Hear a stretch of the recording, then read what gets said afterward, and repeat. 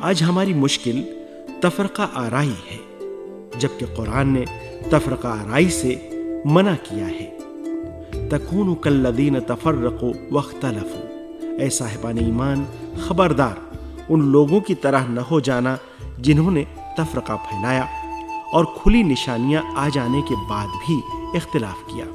سورہ آل عمران آیت نمبر 105۔ اور حکم دیا ہے کہ متحد رہیں، وَاعْتَصِمُوا بِحَبْلِ اللَّهِ جَمِيعًا وَلَا تَفَرَّقُوا، تم سب کے سب اللہ کی رسی کو مضبوطی سے پکڑے رہو اور تفرقہ نہ پھیلاؤ۔ سورہ آل عمران آیت نمبر 103۔ اس کے باوجود ملت اسلامیہ اور امت اسلامی تفرقے کا شکار ہے۔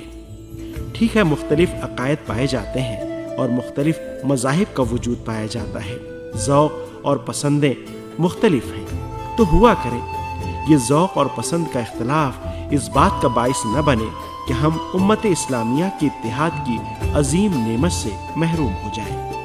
آج اگر امت اسلامیہ جس کی آبادی تقریباً 2 ارب ہے اور جو دنیا میں جغرافیائی لحاظ سے اہم ترین اور حساس ترین حصوں میں پھیلی ہوئی ہے، باہم متحد و متفق ہوتی تو اسلامی ملکوں کو کہیں زیادہ خیر و فلاح کی نعمتیں ہاتھ آ سکتی۔